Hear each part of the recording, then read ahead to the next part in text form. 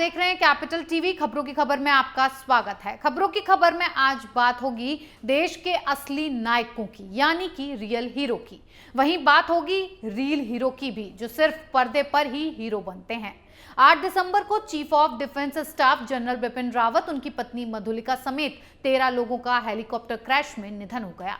वहीं एक wing commander Varun Singh अस्पताल में जिंदगी मौत की जंग लड़ रहे हैं। इस हृदय विदारक घटना पर पूरा देश शोक में है। पूरा देश अपने देश के वास्तविक हीरो को श्रद्धांजलि दे रहा था, पूरा देश शोक मना रहा था। वहीं कुछ मुट्ठी भर लोग इस दुख की घड़ी में खुशियां मना रहे थे। सीडीएस जनरल रावत के निधन पर जश्न मना रहे थे। ये लोग या तो कांग्रेस पार्टी से हैं, या वामपंथी हैं, या फिर शांति दूत हैं। इसी बीच एक ऐसा भी शख्स है जिसे ये इस्लामी कट्टरता पसंद नहीं आई और उसने इस्लाम छोड़ने का निश्चय कर लिया। ये तस्वीर देखिए, ये है केरल के मलयाली फिल्मों के निर्देशक अली अकबर, जिन्होंने ये फैसला लिया है कि वो इस्लाम धर्म को छोड़कर हिंदू धर्म अपनाएंगे। सीडीएस जनरल बिपिन रावत समेत 13 जवानों की वीरगति में पूरे देश को गम में डाल दिया है। एक तरफ देश भर में सभी लोग उन्हें अपने तरीके से सम्मान देने की कोशिश कर रहे हैं, लेकिन दूसरी तरफ कुछ कट्टर इस्लामी लोग देश के असली हीरो को निशाना बना रहे हैं, जिससे अब केरल के मलयाली फिल्मों के निर्देशक अली अकबर काफी निराश हो गए हैं। ऐसे में अब निर्माता ने मुस्लिम धर्म छोड़ने का ऐलान कर दिया और बताया है कि वो जल्द ही हिंदू धर्म को अपनी पत्नी के साथ अपना लेंगे। निर्देशक ने फेसबुक लाइव में आकर कहा कि वो इस्लाम का परित्याग कर रहे हैं। अली अकबर ने विपिन रावत की वीर गति का लाइव वीडियो बनाया था, जिस पर कुछ कट्टरपंथी लोगों ने हंसने वाला इमोजी लगाया था। इस दौरान इन लोगों ने सीडीएस रावत का मजाक उड़ाने की कोशिश की थी।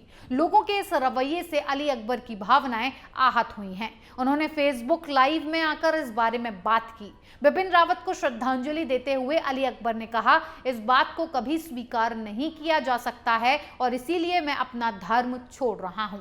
मेरे और मेरे परिवार का कोई धर्म नहीं है।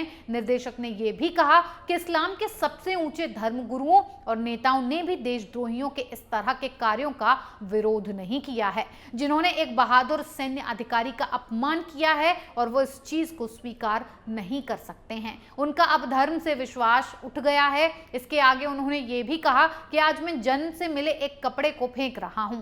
आज से मैं मुसलमान नहीं हूं, मैं सिर्फ भारत का नागरिक हूं। मेरा ये फैसला उन लोगों को जवाब है जिन्होंने भारत के खिलाफ इमोजी पोस्ट किए थे। എന്റെ ജന്മം കൊണ്ട് എനിക്ക് കിട്ടിയ ഒരു ഉടുപ്പ് ഞാൻ ഇന്ന് വലിച്ചെറിയുകയാണ്. അത് ആയിരക്കണക്കിന് ഇമോജികൾ, ഇന്ത്യക്കെതിരായിട്ട് ആയിരക്കണക്കിന് ചിരിക്കുന്ന ഇമോജികൾ ഇട്ട പരമ തെണ്ടികളോടുള്ള എന്റെ ഉത്തരമാണ്. ഇന്നു മുതൽ ഞാൻ മുസ്ലിമല്ല, ഭാരതീയനാണ്. ഇന്നു മുതൽ ഞാൻ മുസ്ലിമല്ല, ഭാരതീയനാണ്. ഞാനും എന്റെ കുടുംബവും ഞങ്ങൾ തീരുമാനിച്ചു. भले ही ये भाषा आपको समझ में नहीं आई हो, लेकिन अली का गुस्सा और तेवर आप समझ सकते हैं। अली अकबर ने अपने इस फेसबुक लाइव में मुस्लिम यूजर्स को जमकर फटकार भी लगाई, जो बिपिन रावत के लिए गलत भाषा का इस्तेमाल कर रहे थे। अली अकबर के इस ऐलान के बाद लोग उनकी जमकर तारीफ कर रहे हैं। अली अकबर बिपिन रावत की मौत के बाद अपने फेसबुक अकाउंट से लाइव आए थे, लेकिन फेसबुक की तरफ से उनके अकाउंट को सस्पेंड कर दिया गया। इस दौरान फेसबुक की तरफ से उनके पोस्ट को नस्लीय बताया गया था। हालांकि निर्माता का ये वीडियो सोशल मीडिया पर वायरल हो गया। इसी वजह से अली अकबर ने अपना नया अकाउंट बनाया और सीडीएस की मौत पर मुस्कुराने वालों को दंडित करने की बात कही है। अली अकबर साहब, हिंदू के सनातनी आपका स्वागत करते हैं और शायद ये सीडीएस जनरल रावत साहब को आपकी तरफ से सच्ची श्रद्धांजलि होगी और इस श्रद्धांजलि के लिए आपका इस्तकबाल। एक बात और है कि जो लोग अपने वीर सपूतों, सच्चे हीरो का अपमान कर सकते हैं, वे भला किसी का क्या सम्मान करेंगे। अब बात करते हैं जरा बॉलीवुड की। वो बॉलीवुड जो आर्यन केस पर रोज ट्वीट पर ट्वीट कर रहा था, वो गैंग जो इस देश में अपमानित और डरा हुआ महसूस करता है, वो गैंग जो मोदी सरकार के खिलाफ कैंपेन चलाता है, देश बचाने का फर्जी मुहिम चलाता है, ममता बनर्जी से मुलाकात करता है, देशभक्ति का नया नाटक करता है, वो बॉलीवुडिया नशेड़ी गैंग जो भारत के टुकड़े करने के सपने देखता है। उनमें से किसी ने भी ये जहमत नहीं उठाई कि देश के असली नायक के लिए 2 श्रद्धांजलि के शब्द लिख दिए जाएं। किसी ने ये नहीं सोचा कि इस देश के लाल के लिए एक वीडियो बना दिया जाए और उन्हें श्रद्धांजलि दे दें। इनकी लंबी चौड़ी लिस्ट है। पहला नाम इसमें आता है जावेद अख्तर का, जो राज्यसभा सांसद रह चुके हैं। उनकी कोई भी क्रिया प्रतिक्रिया नहीं आई है, जबकि इस देश ने उन्हें वो दाम और नाम दिया जिसकी वो कल्पना भी नहीं कर सकते थे। उन्हें ये बात समझ में नहीं आई जबकि आर्यन मामले पर इंटरव्यू दे रहे थे। दूसरा शख्स इसमें है जिन्हें भारत में डर लगता है, यानी कि वो उनका नाम है आमिर खान। आमिर खान जो खुद को देशभक्त बताते हैं, लेकिन सच्चाई ये है कि उनकी देशभक्ति सिर्फ फिल्मों में ही दिखती है। बल्कि ये कहें कि वो देशभक्त नहीं बल्कि फिल्म भक्त हैं तो शायद कोई गलती नहीं होगी। अब बात करते हैं नसीरुद्दीन शाह की, जो हिंदुस्तान का खाते हैं लेकिन दुश्मन का गाते हैं, वो भी महज एक शो के लिए। उनके मुंह से एक लफ्ज भी नहीं निकला देश के वीर सपूतों के लिए। अब बात स्वरा भास्कर की भी कर लेते हैं, जो मोदी सरकार और पीएम मोदी के लिए जहर उगलती रहती हैं, जिन्हें शाहरुख खान में हिंदुस्तान दिखता है, लेकिन यही स्वरा भास्कर आजकल नशे में शायद टुल्ल हैं, जो भूल गई हैं कि देश में इतने बड़े दुखों का पहाड़ टूटा है। बात अगर शाहरुख खान की आई है तो उनकी भी कर लेते हैं, जिन्हें इस देश ने किंग खान बनाया है, जो अपने बेटे के लिए करोड़ों रुपए खर्च करके वकीलों की फौज खड़ा कर सकते हैं, लेकिन मां भारती के बेटे के लिए श्रद्धांजलि के एक शब्द लिखना भी उचित नहीं समझते हैं। अगला नाम है शत्रुघ्न सिन्हा का, जो कभी सरकार का हिस्सा थे, लेकिन वो शायद मोदी से नफरत करते करते देश से भी नफरत करने लग गए हैं। उन्होंने सोनिया गांधी को तो जन्मदिन की बधाई दे दी, लेकिन इन शहीदों के लिए एक शब्द तक नहीं लिखा। एक समय ऐसा था जब ये ममता बनर्जी गैंग से मिलकर देश बचाने की गुहार लगा रहे थे।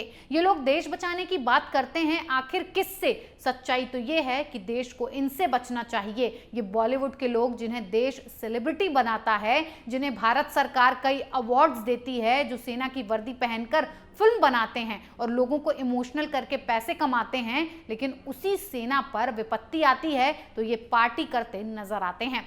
लेकिन कुछ नाम ऐसे भी हैं जिन्होंने अपने कर्तव्य को पूरा किया और सीडीएस रावत, उनकी पत्नी मधुलिका समेत शहीद सभी जवानों को श्रद्धांजलि दी है। इसमें पहला नाम है अनुपम खेर का। अभिनेता अनुपम खेर ने इस घटना के संबंध में ट्वीट किया कि सीडीएस जनरल बिपिन रावत, उनकी धर्मपत्नी और 11 फौजी अफसरों के निधन के बारे में सुनकर अत्यंत दुख हुआ। जनरल रावत से मिलने का सौभाग्य कई बार मिला। उनके व्यक्तित्व में गजब का दुस्साहस और देश के प्रति अथाह प्रेम था।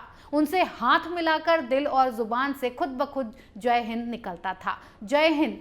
दूसरा नंबर आता है उर्मिला मातोंडकर का। उन्होंने इस घटना पर ट्वीट किया और श्रद्धांजलि दी। जनरल बिपिन रावत, उनकी पत्नी मधुलिका और 11 अन्य की आत्मा को शांति मिले। परिवार के प्रति गहरी संवेदना व्यक्त करती हूँ। ओम शांति। इसमें सबसे बड़ा नाम है सलमान खान का। इस घटना ने सलमान खान को भी सदमे में डाल दिया। उन्होंने इस संबंध में अपने ट्विटर हैंडल से शोक जताते हुए ट्वीट किया कि सुनकर बहुत दुख हुआ कि इस दर्दनाक क्रैश में हमने जनरल बिपिन रावत और उनकी पत्नी समेत अन्य आर्मी अफसरों को खो दिया। मेरी प्रार्थना और संवेदनाएं उनके परिवार वालों के साथ हैं। वहीं कमल हसन ने भी ट्वीट किया है और लिखा है कि तीनों सेनाओं के commander in chief Bipin Rawat सहित सेना के अधिकारियों को ले जा रहा हेलीकॉप्टर कुन्नूर की पहाड़ियों में दुर्घटनाग्रस्त हो गया। पीड़ितों के परिवार और दोस्तों के प्रति मेरी गहरी संवेदना है। फिल्म निर्माता अशोक पंडित ने भी इस घटना को दुर्भाग्यपूर्ण बताते हुए ट्वीट किया कि ये सैनिकों के परिवारों और रावत परिवार के लिए एक दुर्भाग्यपूर्ण हादसा है। ओम शांति। सोनू सूद ने भी बिपिन रावत को श्रद्धांजलि देते हुए एक पोस्टर के साथ लिखा कि सर, आप हमेशा जीवित रहेंगे। तो लता मंगेशकर ने भी इस संबंध में ट्वीट करते हुए लिखा है कि सीडीएस जनरल बिपिन रावत जी, उनकी धर्मपत्नी एवं सेना के 11 अन्य अफसरों के हेलीकॉप्टर दुर्घटना में निधन की खबर अत्यंत वेदनादायी है।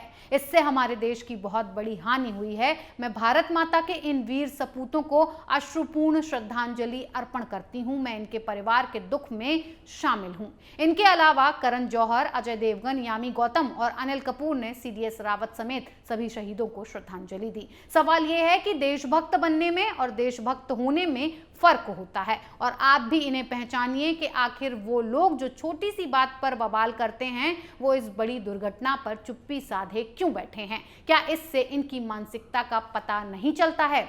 इस पर आपकी क्या राय है, हमें कमेंट बॉक्स में कमेंट करके जरूर बताएं। तब तक के लिए बने रहिए कैपिटल टीवी के साथ। नमस्कार।